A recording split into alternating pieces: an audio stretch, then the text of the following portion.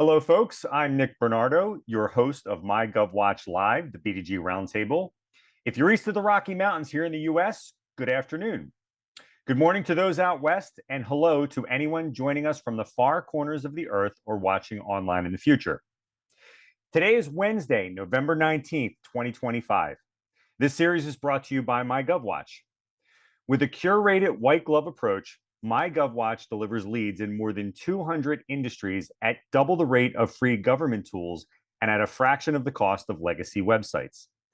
Big government contracts do not start with a solicitation, but all roads lead to one. And your budget for hearing about bids and RFPs does not have to be thousands of dollars per year. Start your 14-day free trial today. Well, folks, here we are. It's the Thanksgiving season, and we have about another week to get ready for the national holiday. My wife announced via text to about 15 people that we were hosting, and that was news to me. I've accepted it. So we are hosting Thanksgiving. For some of you who have been on this session before, the MyGovWatch Live B2G Roundtable, you already know the format is casual and it's audience driven. And it's a Q&A format where you folks are going to bring up things that we'll talk about, and we'll talk about them. And I will warn you in advance, I will probably ask you about your Thanksgiving plans. I might ask you if you're hosting. Maybe you like hosting. I might just ask you like thumbs up or thumbs down for Thanksgiving in general. I have very particular opinions about Thanksgiving meals and the food in particular. So I might ask you about that. But yeah, so we have a bunch of people on with us today. So I'm just going to encourage you, like starting now, raise your hand. And what I'm going to do is I'm going to bring you on in turn, and we're going to talk about whatever it is that you'd like to talk about. And I just want to lead off while I'm waiting for you to get me a little bit of a cue going by raising your hand. I just wanted to talk a little bit about how we advertise this event. So how did the shutdown affect government contracting? And so there was a little bit of a teaser in the email marketing around this event. I'll just tell you that, other than affecting the timing of specific procurements at the federal level only, and I always want to specify that the shutdown mainly is affecting federal procurements and the timing of certain things, no effect or very little effect on state and local purchasing. That just kept right on going. And there's some numbers that I want to share with you related to the last shutdown, okay? And these are numbers that we're going to be able to look at in a few months for this shutdown. But we looked at the last shutdown in 2018, and we found that in the 35-day period from late 2018 into 2019, the federal government actually issued 11,000 bids and RFPs through SAM.gov in that 35-day window. Well, why is that? Well, is that a lot? Yes, it's a lot. The average person doesn't know, and you should all know this, that the federal government procurement people are considered essential employees, and they don't get to go home just because the government shuts down. And why is that?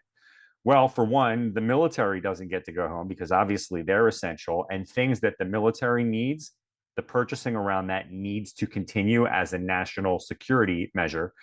Contractors, just because there's a government shutdown, contractors don't get to stop working. So if you're a federal contractor and you're expected to cut the grass outside of a national park, you still have to cut the grass. And because of that dynamic, where there are essential employees in the military and other essential functions, and because contractors don't get to go home, contracting officers are essential. And so the 11,000 purchasing actions, let's call them solicitations, bids, and RFPs that happened during the 2018-2019 shutdown, that was within 4 percentage points, 4% of what happened in the previous year for the same window. And it was within 3% of what happened in the subsequent year for the exact same window. So my point in saying all this is that if there were any changes, it were increases or decreases in purchasing activity during the last shutdown, they were nominal, and I'm sure we'll find that in the numbers as well. I already see some people on the session with us who I definitely spoke with, who definitely said, yes, I'll be participating. So I'm just going to ask you if I did speak with you previously to us starting the session today, if you could please raise your hand because I would like to bring you on. I would like to talk about, what challenges you're having in government contracting, what kinds of issues are confronting you in your efforts to grow your government contracting business. But I will stress, this is an audience-driven format. So other than telling you about my Thanksgiving plans, um, I need you to participate. So, Safa, I know you're on with us. I would love to get you to raise your hand, and there you are. Okay, great. Let's bring you on, Safa. Hold on one second. And folks, anyone who does ask a question, and this is an incentive, if you've never used the MyGovWatch site before, right? If you've never had a free trial to the site, if you're just kicking the tires and you're thinking you might need a tool like MyGovWatch to hear about bids and RFPs every day, if you ask a question, the 2-week free trial that we advertise on the site becomes a 1-month free trial just for participating in the webinar. So that's a little bit of an incentive to get people to participate in today's session. So let me bring you on, Safa. And just keep raising your hands, folks, because I'll just form a little queue. And the quicker you raise your hand, the faster you'll get in queue. And I'll be able to promise to bring you on in the first 45 minutes of our session today. And so, Safa, can you hear me? Yes. Hi, I can hear you. Welcome to MyGovWatch Live. And before I ask you the question I ask everyone, let me ask this. Thumbs up or thumbs down on Thanksgiving? Oh boy. Pressure. I'm putting you on the spot. Do you like it? Do you kind of like it? Do you love it or do you hate it? I kind of like it. Okay. At least I'm not hosting this year. Okay. All right. And do you have any fun plans? Yeah, we are gonna be going to my in-laws' house, who's hosting, but that means I'm still gonna have to prepare a few dishes, right? Yeah, we call it potluck around here. Yeah, that's usually the case. Well, welcome to my GovWatch Live. And for the purposes of folks who do not know you, and I know we've spoken before, what do you do and where are you joining us from? Hi, yes. Thank you so much, Nick, for having me. I really appreciate this opportunity to share a little bit about myself. I am currently residing in the state of Georgia. I have worked in various different entities of business, starting from working with my dad to helping out 501(c)(3) nonprofits, getting into corporate, actually learning a little bit about owning a business as my in-laws had a restaurant which did not last too long. It is quite laborious, I must say, but along the way I decided, every aspect of life requires someone who can help you through those problems.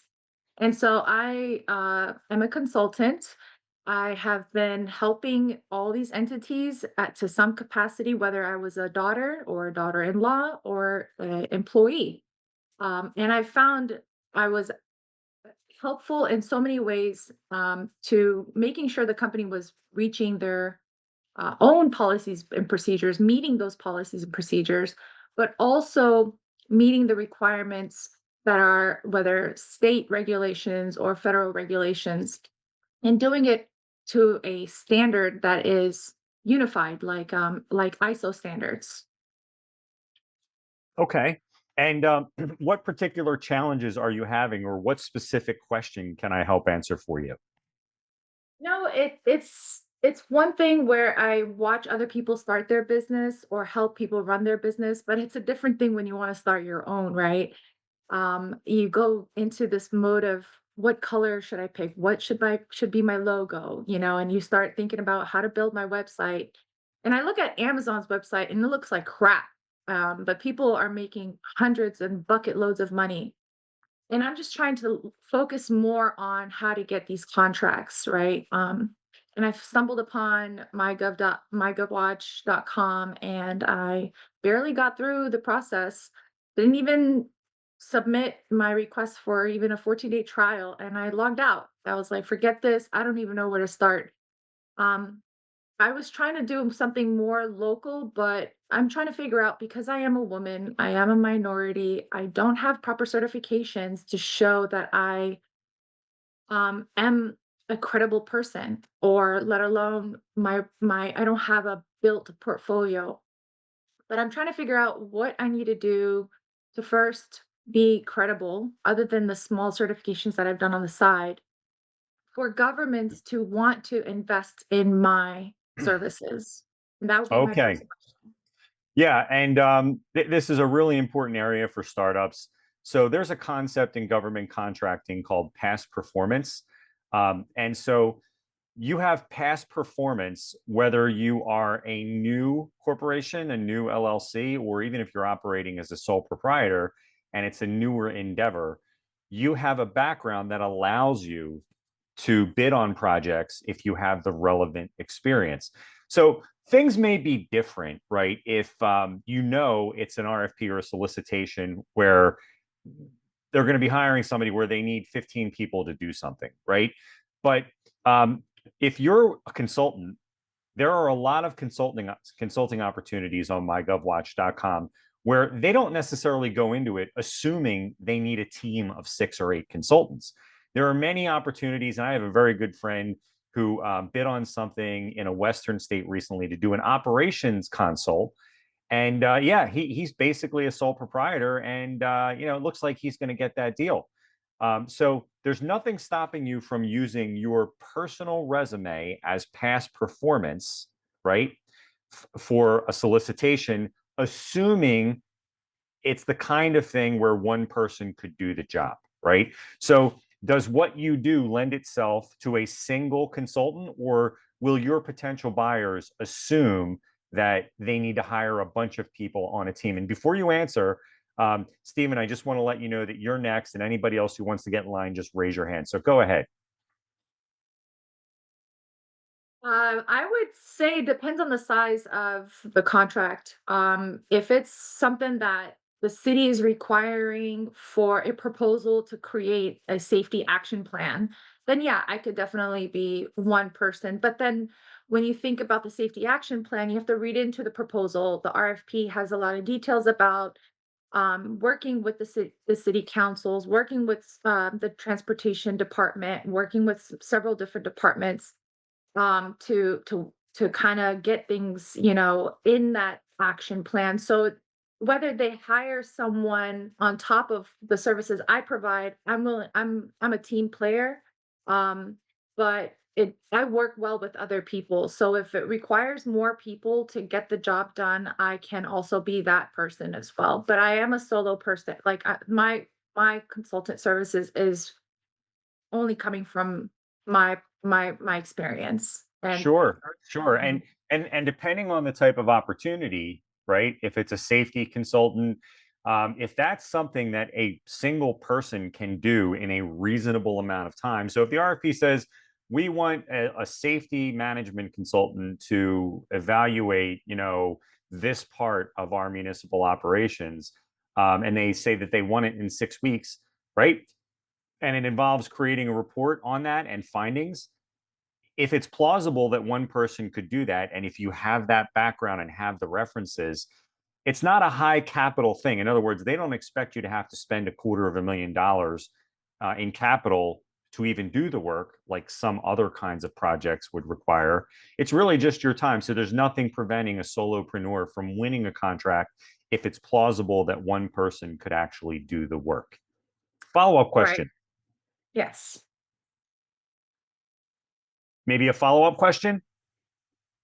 Do if I have a follow-up question? Yes, ma'am. Yes, I do. Um, how are small business owners typically perceived when first entering the contracting space? Are there particular opportunities or programs that encourage growth where, federal contractors don't look at just your experience, but they see, oh, well, they've only been in business for 2 months, 3 months. Does that typically do they typically perceive, that as like a bad thing or a good thing? It's all relative to the opportunity. And let me give you a few examples. And I'll start with this statement. Government buyers are just like you, right? They're just like you and me. And if I were hiring somebody to put on a new roof, right? Um, there might be a new company and I might get them to make a quote, and there might be a more established company. And the new company might say to me, well, it's just me and I have one guy that helps me. And then the other company, company B, might have fancy trucks and they might show up with 3 people and he might say, we have 15 employees. I have to make a decision. Which do I consider less risky? And then I have to weigh that against the cost of the service, right? It's really no different with government people. And what I mean by that is if you can do the work and you can establish through your references and your past performance that you can do the work and your references will confirm that you can do the work, if the pricing's reasonable for the type of work you do, there's no reason why they should hold that against you, right?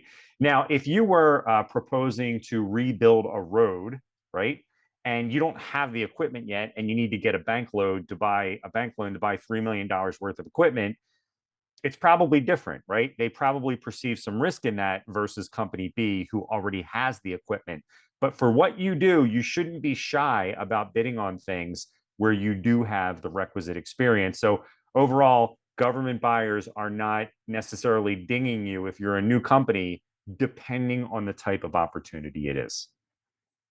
Got it. And if the bid is, budgeted at 250,000, do you say, hey, I can reach, do I write in my proposal that it could be less? Because of course it's as a consultant, you kind of put your own price out there, right? Do you max out the entire budget? Well, I mean, it comes down to your business decision in the bid process, right? So, you may know you may have contacts before a bid comes out. You may know some things before the bid comes out. You may have a friend in government that tells you, wink, wink, we're going to be budgeting $250,000 for this.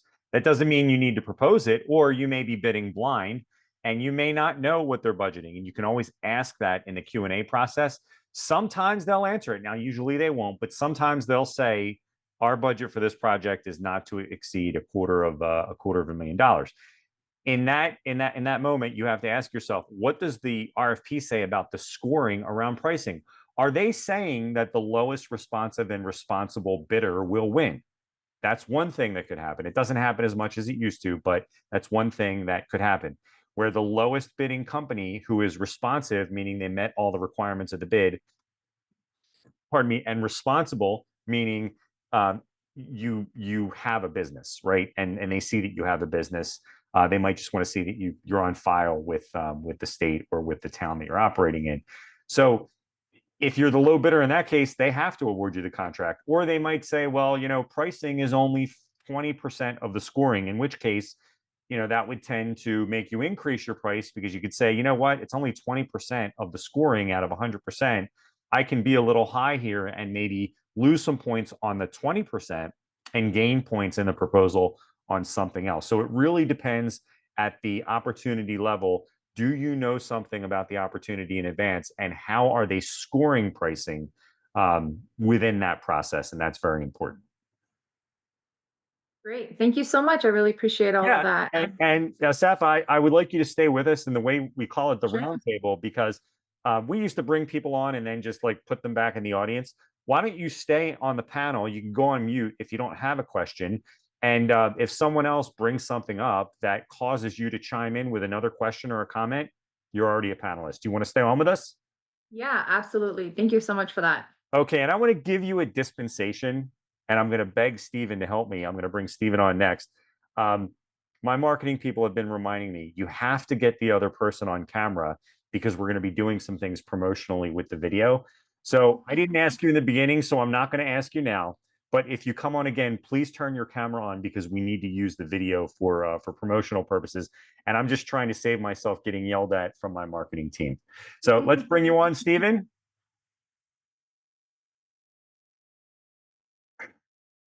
And let's see if Stephen gets a prompt. And I'm desperately going to be begging you, Stephen, to give us both audio and video.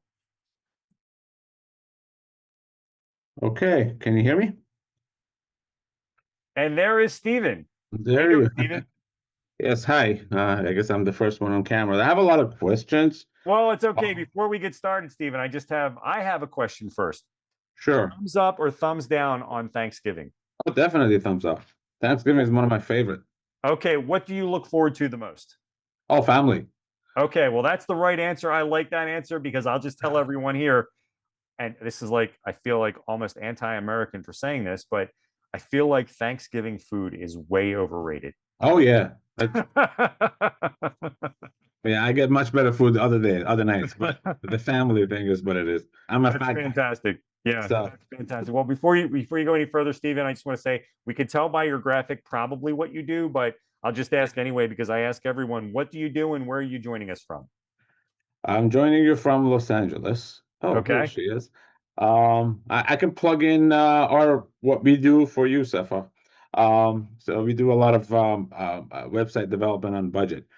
We work with a lot of universities for the past 23 years. Just We're graphic designing on a website and database company back in the East, and then we moved to LA after 9/11, the whole long story. But one thing led to another. We got introduced to universities, state universities, UC system, and we kind of got in through the back door on the smaller, lower budgeted websites because they had to do exactly this to put it for a bid. But if you bid 5,000, 6,000, 2,000 for a website, it would just run under the radar. It's a small project, and it didn't need the bid. So we were in that area for the last 23 years, kind of mushroomed out to universities like like UPenn and Johns Hopkins and many others. But we've been doing that. Now, every few years, I'm like, you know what? I want to get out. I want to do something bigger. Let me see if there is some other opportunities at the state level or the government or the federal level or anything like that, if there are anything to bid on. I tried it many times, never got anything. So went back to Yeah, my and Stephen, I to think I my remember comfort zone. we had a conversation about this a Yeah, few weeks ago, did we not? correct. We did. Okay, just for the purposes of our audience, can you frame it as a question for me? Oh, I have a lot of questions. All right, fire First of all, away. Fire yeah. away. Okay, so um, first of all, let me see how much the price matters. Oh, first of all, before that, what percentage of all these biddings or all these RFPs um, are just for formality purposes? That means they already know who they want to go with, but they have to do these RFPs so they can get all these bids coming in, so they can say, oh, well, we tried, we looked at everybody else, but we like that guy anyways. So a lot of times this happens. I know this happens. I know it happens at the university levels, state university levels. I know it because I've been the ones who are favorites. So they had to do some RFPs for a bigger project, like 10, 15,000, $20,000 project. They say, well, you're going to get it anyways, but we have to do these RFPs. Fine. And they did it at up to $100,000 budget. People bid at $100,000, and we got it at 18, 19, 20,000, which is, it happened to me. How many percent of these things at the federal or state or any municipal, local municipal, how many percentage, if you have any ideas, that it is happening? Yeah, that's a fantastic question. I'm going to share my screen momentarily, and just let me know when you can see it. Do you see a press release or do you see my family? No, I see your press release. Okay, good. I have two screens here. I wasn't sure which screen I shared. So this is a press release we did in March of 2024, and we sent out hundreds of thousands of emails to hundreds of thousands of government buyers, collected email addresses in our system, and we asked them a bunch of questions. We asked them, how often do you prefer selecting vendors you may have interacted with in any way before the bid process started? We asked them, how often are you involved in purchasing decisions where no one involved in the decision has done business with any of the bidders before? And how often are you involved in purchasing decisions where you had no awareness of the company selected until the bid process started? Now, you can download this report if you Google and I'll put this link in the chat for anyone, but anyone watching on YouTube later, just Google MyGovWatch press releases, and this one from March of 24 will come up. Here's the form to fill out the report. You can download this report. And the data was actually pretty telling. There's a common misconception that the government already knows who they want before the bid comes out. And this report actually disproves that. So in other words, there's a segment of buyers who definitely know who they want. I'm not saying it doesn't happen. I'm just saying that in our report, in the data that we actually provide in the report, it shows that they are perfectly willing to hire companies that they never heard of more than you might believe.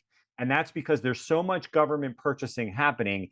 It's not like there's a secret process going on for every purchase that's happening out there. It's not like there's vendors in the background who have already pre-sold the government on every opportunity before it's announced through an RFP. It's a little bit of a crapshoot, and it will happen where they do know who they want before the bid comes out. But far more often than that, they're open to someone new. And I would highly encourage you to download this report to see the numbers for yourself. I'm sorry? Can you put the link in the chat? Yeah, I'm going to put the link in the chat. Thank you. And let me find the chat. Let's put it to everyone. And this is a free report. We did it for promotional reasons, but it really went to tens of thousands of government buyers. So yeah, so that would be the answer to the first question. Like, it does happen, but for smaller purchases, and that would be anything under $50,000, I wouldn't necessarily assume that they know who they want. The larger the dollar amount, right? If they're spending millions of dollars on something, they probably know who the likely winners are, but they probably still don't know who the winner will be. Got it. Okay. Next that's question. good to know. Okay, sure. Okay.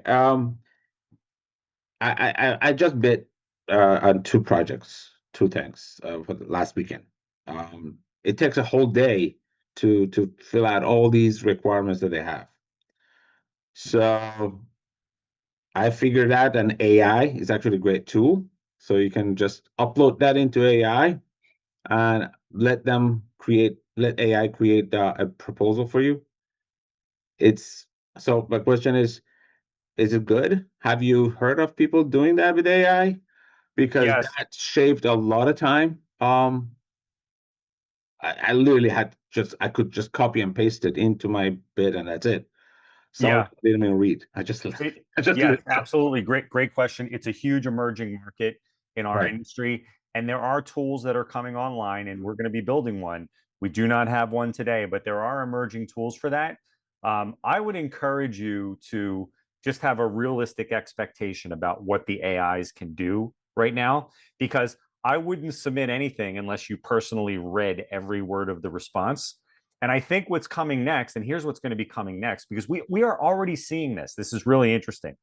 We are already seeing RFPs from college and universities that are looking for AI detection software for college papers.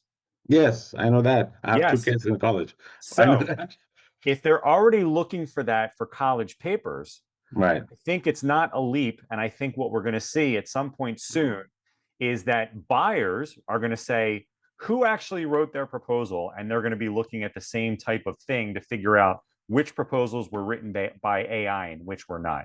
And we're going to be offering some features that are actually beneficial around that. But I think, I almost would recommend that you say that some of the proposal was written with AI. Oh, right. Okay. Just specifically point out, if you're using AI, point out, an AI helped me with this. However, I read every word of it and I agree with every word of it. Like, I might say that in the cover letter, right? Good. Okay. Because at least they know that the guy in charge, actually agrees with every word that was provided. Okay. Thank you. Okay. Yeah. Another question that I was like 2 weeks ago, I was bidding on a LA Zoo, another proposal for a website to change the website. If it were up to me, if LA Zoo came to me and said, how much would you charge for this website? I would say no more than $20,000. But they had this gigantic things with like 10, 15, 20 different things that they wanted and references, all that stuff. And it was multilingual, things like that. So we said, you know what? Let's balloon it to $80,000 because they're probably going to have a lot of revisions. There's going to be a lot of committees, blah, blah, blah. it's going to take us 3-4 months to do it. And then after I sent the bid, I looked at the QAs, as you said, to your point, somebody asked, what is the budget? And they came back at $300,000. So they gave the budget. Yeah, it does happen.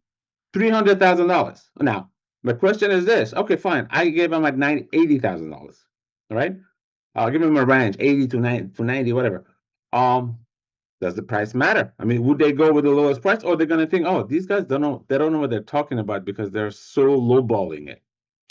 Yeah, it's a fantastic question. And lowballing on a government solicitation can be a negative thing.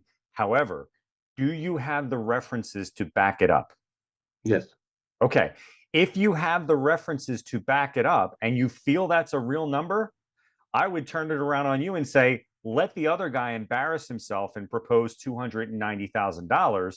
Because if you can make money and if you're happy with $80,000 as a project fee and your references will support that and say, yes, Steven's company can do a good job at whatever quote he gives you, then I would not look at that as a negative thing. However, I'm going to speak out of the other side of my mouth and say, all things being equal, unless they're picking the low bidder, you always want to be somewhere in the middle. I mean, Okay. I think, and I think of that, and I'll use the roofer analogy too. I feel like I probably got 3 bids to put a roof on my home, and I probably picked the middle number. So I would say it's not automatically disqualifying to be the low bidder, although some people may look upon that negatively, especially if you have the references. But I would tend to want to be somewhere in the middle. Okay. Okay. Oh, that's cute. Welcome back, Safa. I see you have your hands full, literally, and we love expanding the audience, so that's great. Another question is, well, because besides the fact that it's so complicated, it takes about a whole day to put all this together. That's why I use AI. They don't tell you after all this work you've done, that you put together a bid and you send it, and it just takes so much time. I hope, as I said, I hope I'm not just a filler to just to satisfying the government. But anyway, they never tell you if you didn't get the job. You just sit there until you figured out, oh, it was awarded to so and so. You never, and then they never tell you no, and they never tell you why not. Can you frame that as a specific question for me? Why they don't tell you why they didn't, what is it, Jeopardy? Why they didn't tell you why they didn't pick you. Okay, great question. Generally speaking, if you don't hear anything, it's simply because there's no regulation at the state or local level that requires them to tell you. It's really that simple, right? So if the regulations or the standard operating procedures that they follow, because it's one or the other, it's either a regulation or it's a standard operating procedure. If the standard operating procedure says you must inform the awarded company that they are the apparent winner, and then try to negotiate the contract with them. If it says you must inform all the bidders, then they're going to send an email or a letter to everyone. But where you haven't heard anything, it's because they're only required to tell the winner.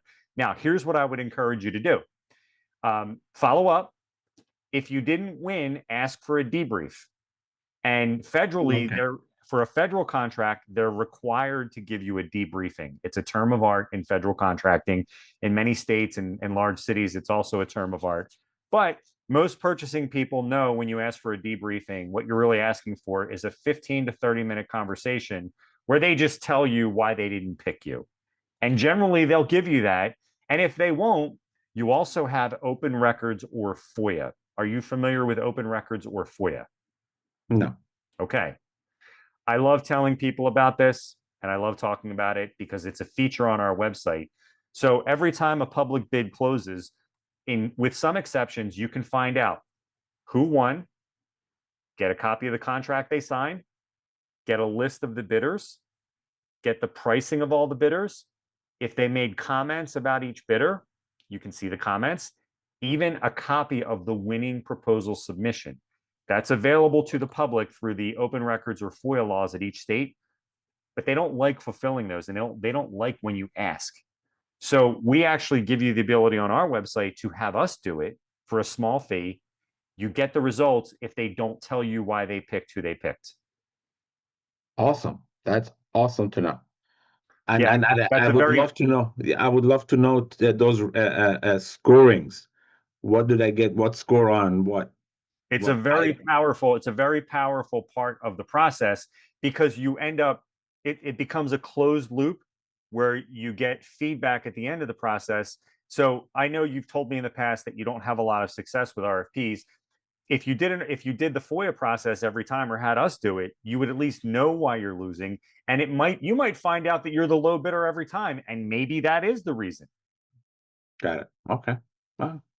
That's awesome to know. Okay. All right, that's it. That's it. These are my major questions, and one of my major questions is why is it so complicated? But I guess that's how the laws are. And there's nothing I can do about it. Well, One more question. yeah. They ask you for like financial stability. Is it that important to show them my bank account information, or it's just I can just omit it? I would say this. If they ask you for a piece of information in a bid process and you're not willing to provide that information in your submission, you should not submit a bid. Because if they try to award you the contract and you didn't give them all the things they asked for, then you are non-responsive in the bid process, and Right. someone will point that out, that, well, we can't award it to Stephen because he didn't give us everything we asked him for. So, but what you can do, here are some things you can do. You can ask during the Q&A process, am I able to submit this information under separate cover if it's hard copy? Can I submit it in a password protected format? And then you call me for the password. That's another thing you could do. You could submit it and put confidential on it, or ask that it be redacted, because don't forget, if you win, someone else can FOIA that information. There you go. And even though the financial information should be exempt from FOIA, the person who's fulfilling the FOIA request, maybe that person doesn't care. Correct. Okay. And that may happen. But if you're not willing to submit something as a part of a bid process that they've asked for, ask a clarifying question if there's some way you can maybe change it to protect yourself. And if they won't change it and you're not willing to submit that, don't bid. Good. Okay. Thank you. That's it's good. These are my questions, sir. Thank you. Well, Stephen, I'm not going to let you go so quickly. I know Safa may have some other questions, but we're looking for other people to raise their hands at this time. I am familiar with a lot of the names on the list here. I know that there's a lot of interesting businesses that are still with us. You may have some questions. If there's anybody who would simply like to introduce their business, I will let you do that as well. And I will tell you that here's something that happens all the time on MyGovWatch Live. And you mentioned it earlier, Stephen. I think you mentioned to Safa that you may be able to help her with her business. Yeah, I guarantee under $1,500, I can do a beautiful, any informational website we can do under $1,500. Yeah. There's no e-commerce or anything like that, just informational, not a problem.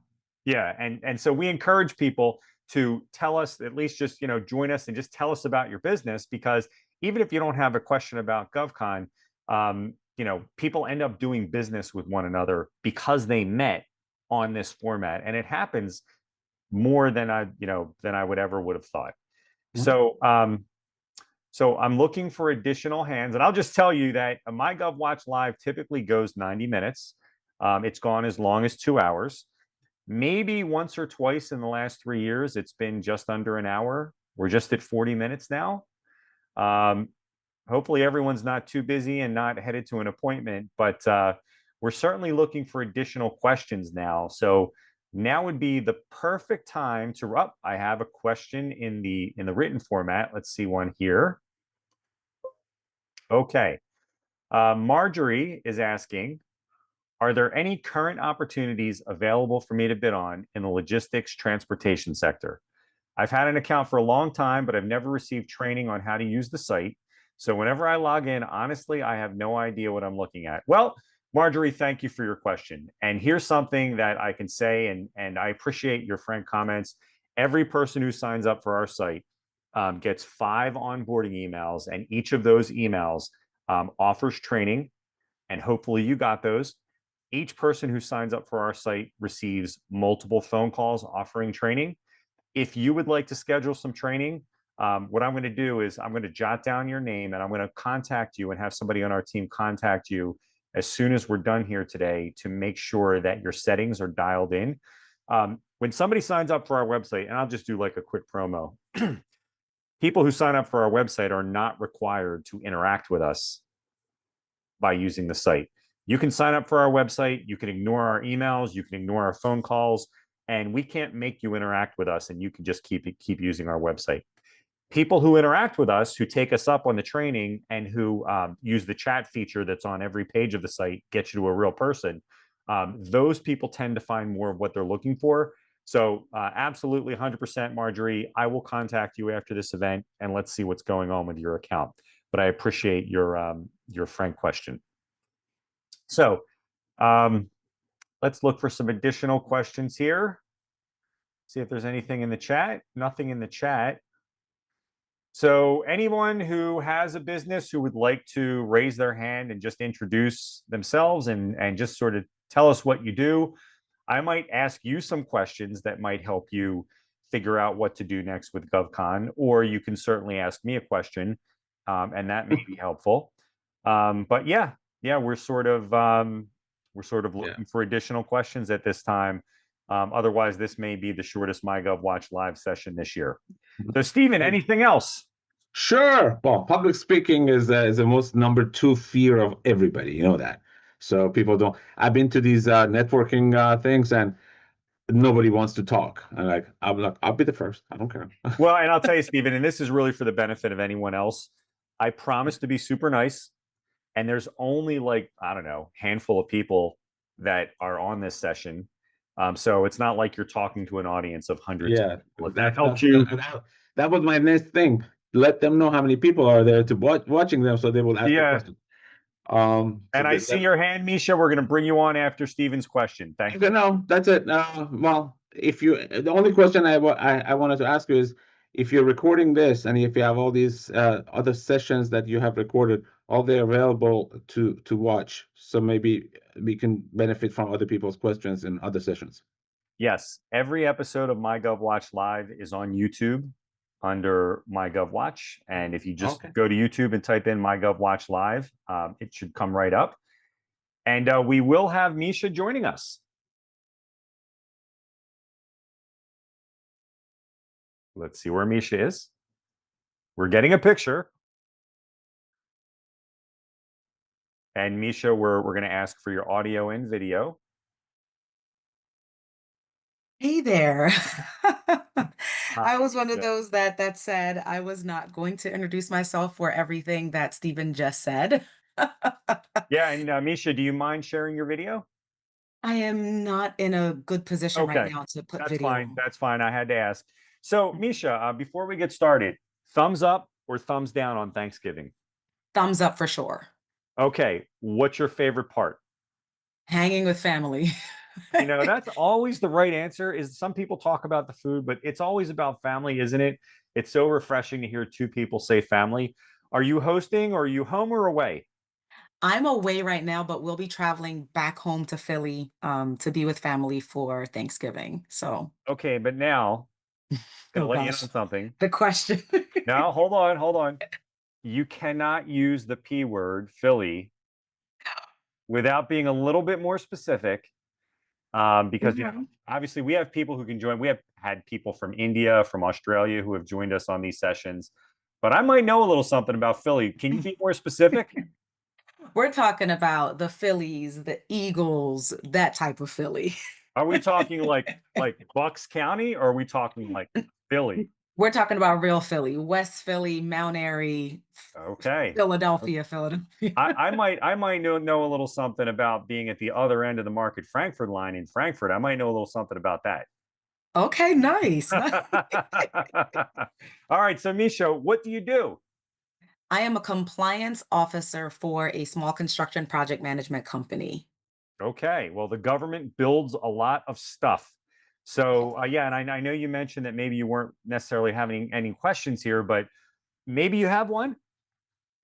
Yeah, so I feel like I'm in a different kind of space where other folks are more so construction and boots on the ground and they actually swing hammers, where I'm in the background, I'm auditing, I'm looking at payroll reports and things of that nature. So we do bid, but I don't even, to be honest, I don't even know where to look. A lot of times when RFPs come out, I'm brought in at the tail end of everything. And so like I'll help to like complete a response, but how do I even find an RFP that's relatable to what I do as a compliance officer? Okay. Well, that is a softball question, and I love softball questions, Misha. These sessions are not meant to be overly promotional about MyGovWatch, but I have to give you this simple answer. Um, MyGovWatch and sites like MyGovWatch do a very simple thing very well. We feel like we do it better than anyone. But what we're doing is we are aggregating data from thousands of sources Hmm. so that instead of you having or someone on your team having to look at different websites every week and every 1 month just to see like what projects are out there, we send you an email once a day and we give you a website to look things up. Where if it says project management, construction management, compliance monitoring, and it's in your service area, we can make that pop up in your email the next day after they announce that project. Impressive. Yeah, and it's a well-established thing. In other words, we didn't invent this. Tools like ours have been around for at least 20 years now, but we feel that we're the best option under $100 a month. And so, because you're participating in the session and you've never used the site before, it's a 2-week trial advertised on the website. We can bump that out to 30 days, and we can offer you some training, after Thanksgiving if you'd like that. No, that sounds great. Yeah. So, do you want me to contact you after the session to help you sign up? Yeah, would you mind? Yeah, I'll do So, it. and I do have to check with my supervisor too, because she's the one that shared this information with me. So I'm not sure if our small company's already signed up in some way, Okay. like I'm not sure how she got the information to begin with. So, Okay. And what you could also do is use it for a month. And if somebody else has a different tool, compare us to that tool. And we love going head to head with anyone. oh, awesome. Sounds good to me. Well, fantastic. And follow-up questions, Misha. No follow-up questions at Are this you, time. are you an Eagles fan? Yes, sir, I am. All right. Can I just ask you, do you think this AJ Brown drama is real or is it invented just to get more eyeballs on what's happening with the team? I, I'm not sure. And I don't want to make anything up, but I think more eyeballs on the team, that's never a bad thing. So, Yeah, it's never a bad thing. I feel like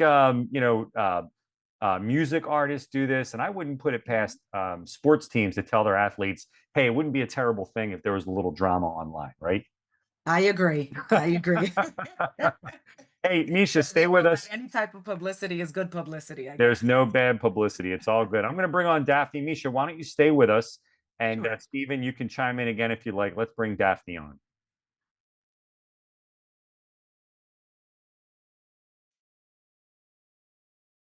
Okay. And while we're bringing on Daphne, I have a question from Cynthia. So Cynthia is asking, thanks for having me. I have just one question.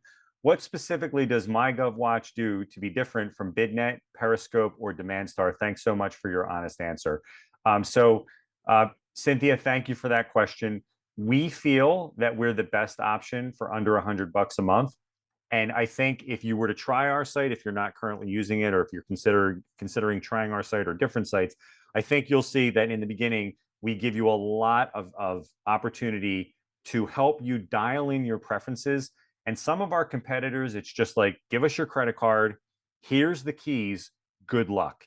We don't look at it that way. We try to help you during the onboarding to make sure that your preferences are locked in and dialed in so that you see exactly what you're looking for. And there's a chat icon that gets you to a real person anytime you have a question about something that's happening with the site. So that would be the biggest difference. And we sure hope you give the site a try. So Daphne, welcome to MyGovWatch Live. And before we get started, let me ask you, thumbs up or thumbs down on Thanksgiving? I'm going to say in the middle because I love the food, but I run, I play soccer, and it's always dangerous to eat that much, especially in one day. So middle, but I'm not Yes, going to say no, it's bad. I respect that answer. I mean, I know the carbs are good for the running the next day, but you know, I mean, let's just say that it always feels like an uphill battle on January 1st after the holidays. So I'm right Yeah. there with you. So what do you do and where are you joining us from? So I am at ARS. We are a third-party collection agency out of California, Candido, California. I actually just joined the team about a month and a half ago. I am now handling all of the government services. We're trying to just acquire more business. And I guess my biggest question today really is, I've seen so much. I came from a nonprofit world where you have to submit for donations, and it's very different, but very similar. Like the process is the same, but very different because it's a different type of writing that you have to do. So my question is, for the last month and a half, I've been looking for either tools, software, whatever I can find, utilizing AI to be able to write some of these proposals. And I do have two questions, but this first one is, what sets MyGovWatch apart from any other website? Because I've seen very limited pieces of MyGovWatch, but I just want to know what sets it apart. Okay, and you mentioned you're in the debt collection industry, right? Correct. And I'm sorry, what was the name of the company again? ARS National? ARS National. So we have certain industries in our platform are elevated to what we call a premium market. And so in your industry, it happens to be what we call a premium market. And unfortunately, not every industry is a premium market. But here's what sets us apart in your industry. And this is unfortunately not true for everyone on this call today. We have been tracking every debt collection contract in government. And by government, we mean federal, state, and local. We mean colleges. We mean hospitals. We mean utility companies, anything that's paid with public funds. We've been tracking every contract since 2008. And so what that means is when some of our competitors tell you a contract is out for bid, they say this university, this hospital, this state government, this utility district is out for bid. We tell you, hey, it's out for bid, and you log in and you say, okay, well, here's who has it now. Here's the 6 companies that bid on it in 2021. Here's 7 other companies that bid on it in 2017. Here's a copy of the winning proposal from 2021. Here's the evaluation criteria from 2021. And so there's no guesswork in your industry when you use our tool. So with like maybe 300 opportunities per year in your industry, you won't feel like you're guessing anymore about what to bid on. You'll know if something is out for bid, is this a good target? Because we would have told you about it 6 months ahead of time that it was coming out. And then you can go look at the documents and say, oh, this is who won last time. And you can call the person before the cone of silence starts, before when the bid process starts, there's a cone of silence. You can get into a conversation and say, hey, I understand you've been using XYZ since 2021. Are you happy with them? And if they tell you that, you just saved your bid writer 2 days of work 6 months later. I'm going to stop there and see if you have questions. No, since I am going to be the bid writer, and I am the bid writer in this, it's super important for me. I am interested to see what capabilities, and I'm not a stranger to any of this. I think it's just finding the right tools for this specific industry that I'm trying to narrow down. Yeah. And here's what I'll promise you. I'll promise you a phone call this afternoon. Please. And on that phone call, we will tell you 5 or 6 companies that you've heard of that have been using our platform for 10 years. Okay. Perfect. And that's, again, unfortunately, we don't offer that for every industry. We happen to offer it in your industry. Awesome. Thank you. Yeah, fantastic. Follow-up questions. I don't have a follow-up question, but I do have a secondary question. I know earlier we were mentioning a couple different avenues to how to write RFPs and just acquiring.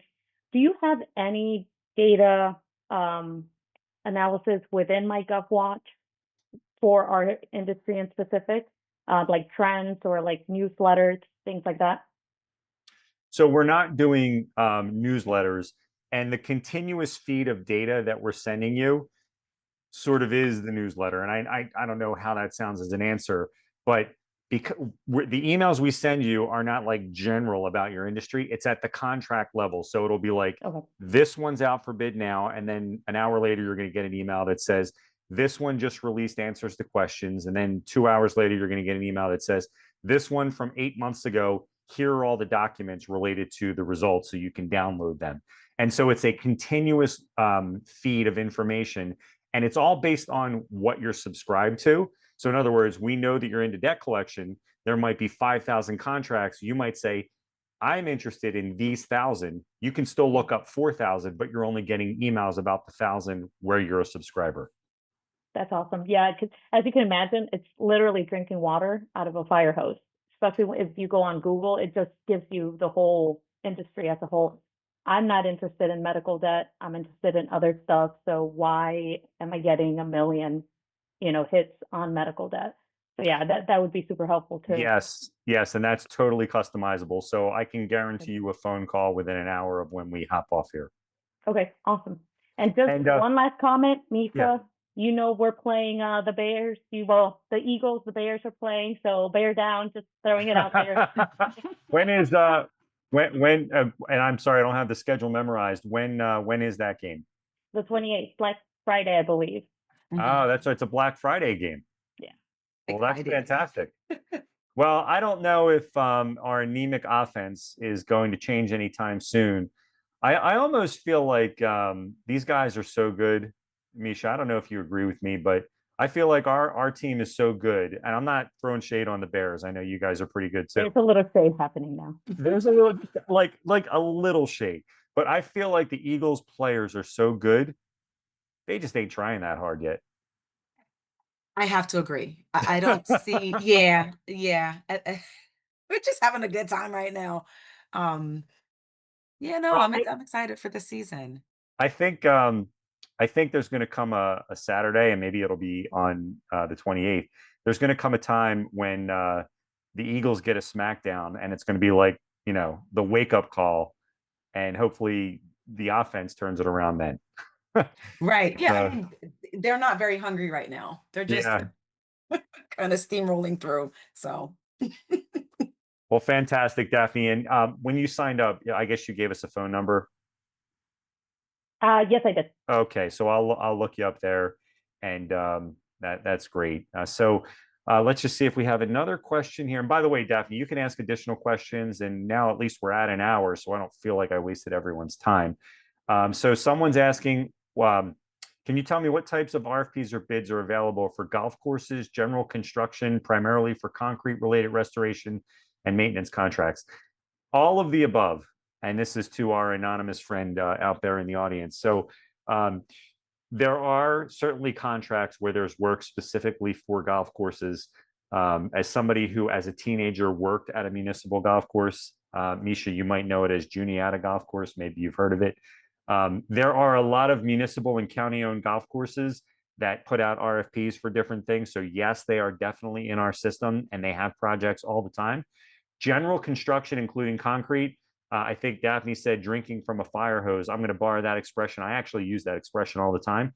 If you signed up, even in 6 states, even if you had a regional plan for like $60 a month, you would feel like you were drinking from a fire hose if you were using our website. And you mentioned sites like Bonfire, Una, Civcast. People love how comprehensive our site is. So we have various ways of knowing every bid that's out there. And so we track when someone leaves us. You can't cancel unless you tell us why. You just have to pick something. We never get people saying you're not comprehensive. Sometimes they leave us because they're too busy, or they just they don't have budget for it. But people are not leaving us anonymous over comprehensive coverage issues. So I think if you were to create a sign up, and if you email me, and I'm going to put my email in the chat. So I know that you came on as anonymous, and that's okay. I'm just going to, in the chat, I'm going to put my email address. And if you email me directly and just tell me it was you and sign up today, I will extend your trial out to 30 days. Okay. And click send on that. And make sure I spelled it right, Nick Bernardo at MyGovWatch. I have a Okay. little question Yes. about your services. You're not limited to a geographic area. We are tracking bids in the United States. We're not tracking bids in Canada, for example. No. But in the Yeah. US, you're not. Other websites, they say, okay, which one? Oh, well, just this state or this city or this whatever, this much, and you have to pay extra for any other state or anything like that. Yeah, Yours that's does not. actually, and actually you bring up one of our competitors who shall remain nameless, and you may know who I mean. Some of Yes. our competitors are charging by state. We're not doing Right. that. There's really just two tiers. There's the national plan, $89.99 per month, and there's the regional plan, $59.99 per month. But we're not charging. Now you can buy 3 more states. It's like $5 a month. Like it's just a simple thing if you want 9 states instead of 6. But we're not charging hundreds of dollars per state, for example, the way some of our competitors do. But when you say national, that means what? Federal, National, state, basically everything in our system. Now, the bookends around that are you have to pick categories, and that doesn't give you every category. But for the $89.99 a month, you could have everything in the marketing and web design and technology area easily. anywhere, local or national or Federal, state, and local. And there's 21 types of buyers. That's everything. We're just trying, what we're trying to do, and this is like a little bit more, like maybe it's TMI, but our strategy is let's broaden the pool of people who can play in this game. Now, Daphne, I know you're still listening. The product that we can offer you, we can still offer you that product if you just want leads only, but the elevated product is significantly more. But if you get on a demo for that, you'll see that it's easy to justify in terms of saving you tons of time and ramping up your knowledge of what's happening out there. But that subscription for leads only is available for you as well if you chose that plan. Gotcha. Thank you.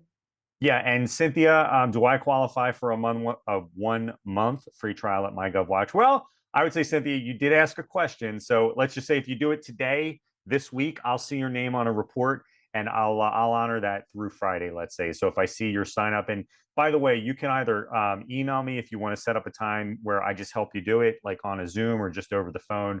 I'm happy to do that. Or if I see your name on a report and I get a report, then we would honor that as well if you finish the sign up between now and Friday. And so now we have Sean. Let's bring Sean. I was just about to turn this session off and send everybody to lunch, but I am so glad people are asking more questions. Let's see if we can bring Sean on.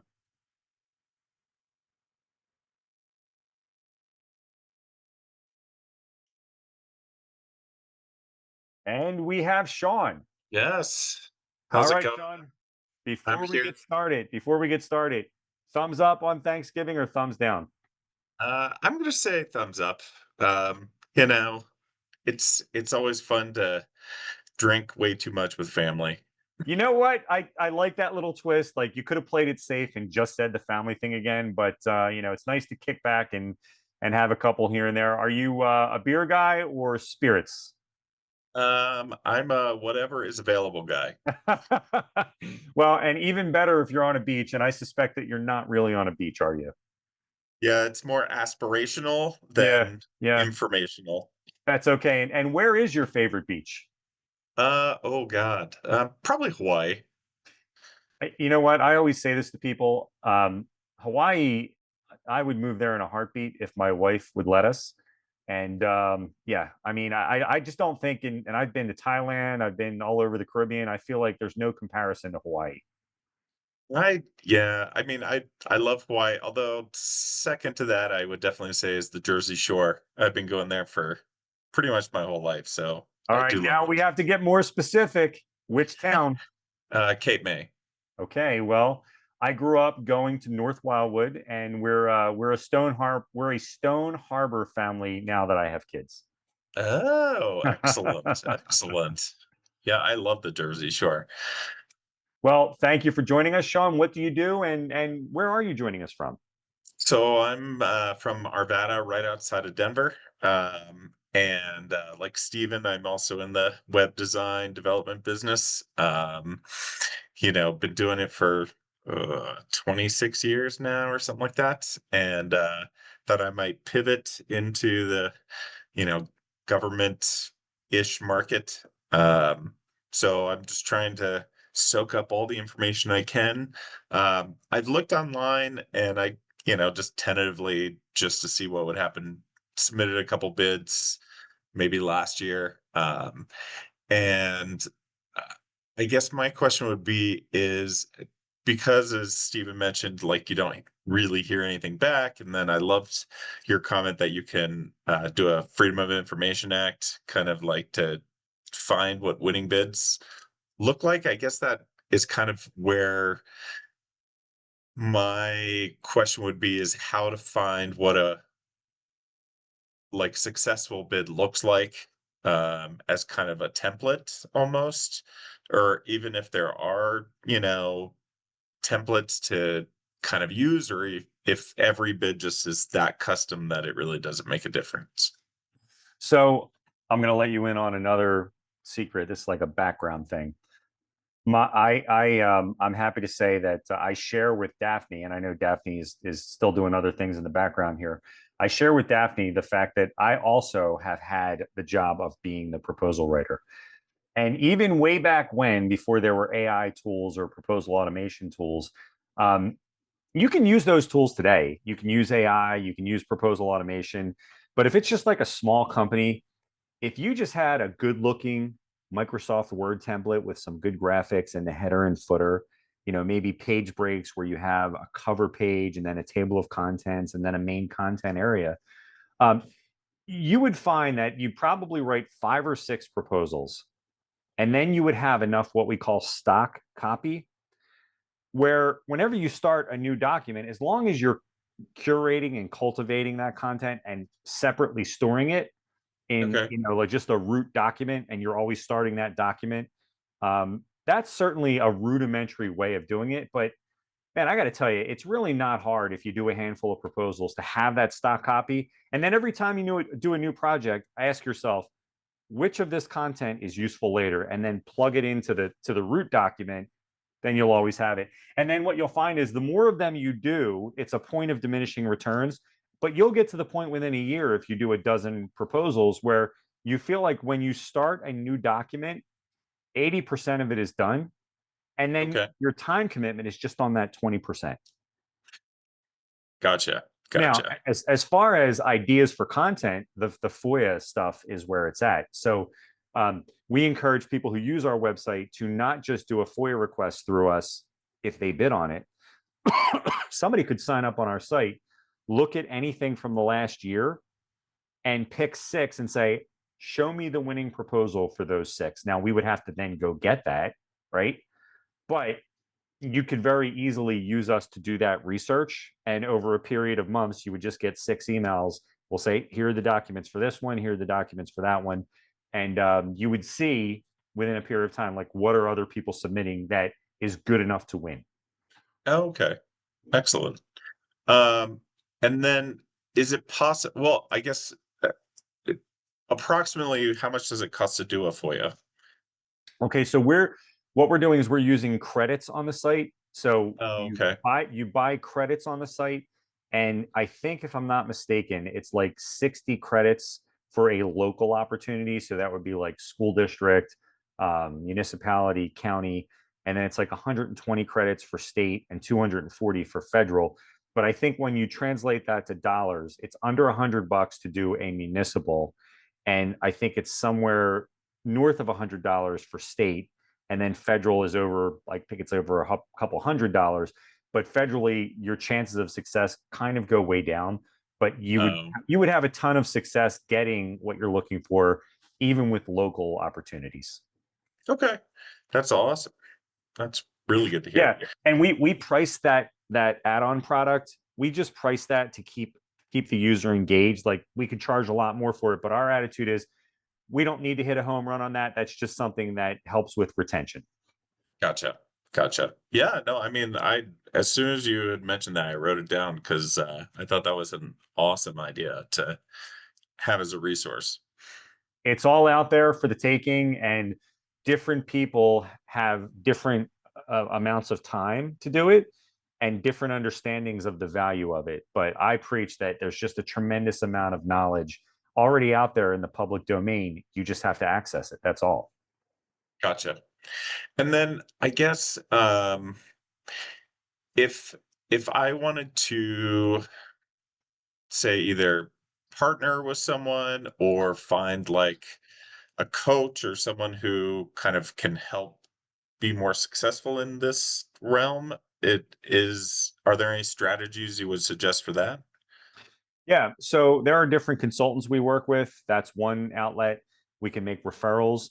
I communicate with users all the time. So if somebody sends me a question, I just answer it. Like I don't charge for it. I'm just happy to engage with users. Um, Also, there are different consultants that you can find out there on LinkedIn or Fiverr who do things like this. So there's a lot of people out there that have a lot of experience with actually responding to the RFPs. And certainly, I'm happy to be a resource for anyone who is using our site with questions as they come up. There's lots of users who I just interact with on a regular basis, and they just ask me a question here or there, and I'm happy to answer it. Oh, that's awesome. Yeah. Fantastic. Well, thank you so much for all the great information today. I'm looking forward to checking out the site more. Well, thank you, Sean. And I don't know, have you started to sign up yet, or you just came to us and you just haven't done it yet? I looked into all this like 6 months ago, and I can't remember if I signed up at that point or where, like what history I have with your site, to be honest. Because I looked at like 3 or 4 different sites at the time. So yours probably was one of them, but I honestly don't know off the top of my head. What's your email domain? Um, I have so many emails. Oh, okay. Well, then we can do this offline. I would have just looked you up. We'll just Okay, do it offline. that sounds great. I'm sorry. No, no issues. No issues. So, yeah, we have a shrinking audience that tends to happen after the top of the hour. I certainly don't have a hard stop, but anyone in the audience, additional questions, or anyone who is live with us? Well, did they tell you what actor or comedian you look like, Nick? I have been told many different things over the years, but whatever you're about to say, it's going to be on YouTube forever. So let's hear it. Louis C.K. You remind me of Louis C.K. I don't know why. Your voice, your demeanor, the way you laugh. I can't believe I'm about to say this. Would it surprise you if he's one of my favorite comedians? Oh no, he's one of my favorites. Well, I have to tell you, and I don't mind saying this, and I certainly wouldn't share some of the jokes because I just saw him in Philadelphia about 2 weeks ago. And you might check him out if he comes around on the current tour. He's getting a little darker and a little bit more off color in his old age. Let's just put it that way. But he's hilarious. I love him. Well, thank you. I hope to be 1/16th as funny as him. Yeah. My favorite bit. What's your favorite bit? Mine is cell phones and flying. I don't know the names of. Okay, well, here's one of the ones that he did on the stage was all black. He was talking. I mean, the black stage, and he was only by himself. I forgot. You can't see the audience, but he's by himself, and he's talking about. It's just hilarious. I don't remember. Here, I'll just. This is for anybody. Like when you hop off this session, go to YouTube and just type in Louis C.K. cell phones and flying, and that's my favorite Louis C.K. bit of all time. It's just about like how entitled people are about how cell phones and flying should be perfect experiences, and how our expectations are way too high. I think I remember that. I think I remember that. Yeah. All right. Well, listen, I appreciate it, folks. I'm gonna wrap it at this point. So, folks, that'll do it for today's edition of MyGovWatch Live.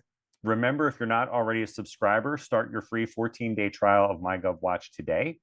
If you want to win more government contracts for less, you'll be glad you did. Thanks, folks. Have a good afternoon.